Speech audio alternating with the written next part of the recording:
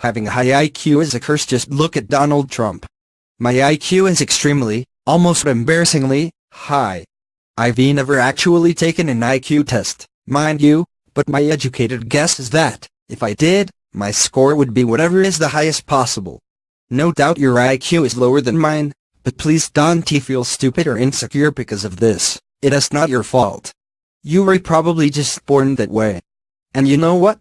Thank your lucky stars and subpar genetic makeup that you don't bear the burden of brilliance like I have to. Being incredibly intelligent is a curse. This is not just one of the many astute observations I have every day, by the way, it is a fact recently confirmed by science. Research published in the journal Intelligence, a very intelligent publication, has found having a superior IQ is a risk factor for psychological and physiological overexcitabilities. These results are based on a survey that researchers from Pitzer College, in California, and Seattle Pacific University sent to Mensa members. To join Mensa, you have to score in the top 2% of the population on an approved intelligence test, which normally means an IQ of 132 or higher, the average being around 100. You also, I imagine, have to have a higher than average insufferable quotient, but that is beside the point. The survey found Mensans were more likely than the rest of the population to have conditions such as mood and anxiety disorders, allergies, asthma and autoimmune diseases. This isn't the first study to deduce that a great mind can weigh heavily upon someone. As the researchers note, it is hardly a new notion that unusually high rates of adult psychopathology are displayed among some of the most eminent geniuses. But while the research may not be revolutionary, it is revelatory in relation to the current political situation. People are always wondering why Donald Trump is so temperamental, and now, I think, we have the answer. His disordered moods are a result of his oversized IQ. Sad. We know that Trump has a high IQ, possibly even higher than mine if I am being modest, because he never shuts up about it. In 2013, for example, he tweeted, "I am a very compassionate person with a very high IQ with strong common sense." He followed these pearls of wisdom with another tweet, a month later, saying, "Sorry losers and haters, but my IQ is one of the highest and you all know it. Please don't feel so stupid or insecure, it is not your fault." In fact, he has tweeted about his IQ at least 22 times. In October, he also responded to reports that the U.S. Secretary of State, Rex Tillerson, had called him a moron by telling Forbes that he would beat Tillerson in an IQ test. Not everyone is quite as enamored with IQ tests as Trump.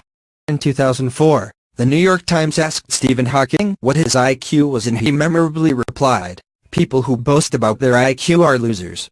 But then again, an inquiring mind like Trump's might ask how smart Hawking really is anyway? I mean, he only wrote a brief history of time. Someone with a really high IQ would have written a very long history of time. Some people also believe that scoring highly on an IQ test is evidence that you can score highly on an IQ test, and that's about it. After all, it has to be admitted, IQ is a very narrow, contrived measure of intelligence. It don't measure creativity or emotional intelligence, and various studies have also shown that the higher your socioeconomic status, the higher your IQ.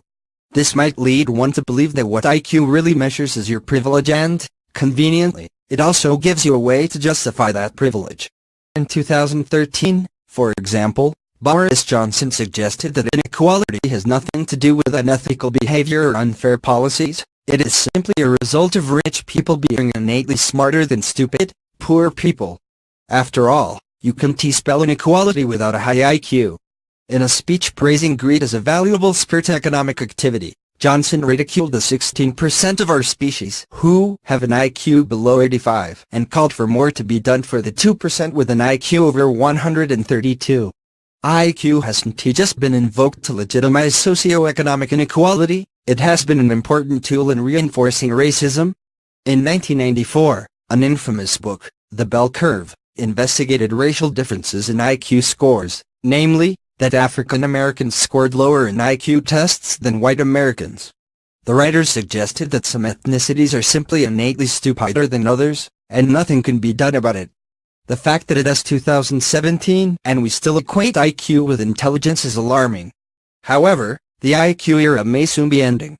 In the last few years, we've seen artificial intelligence get exponentially more intelligent.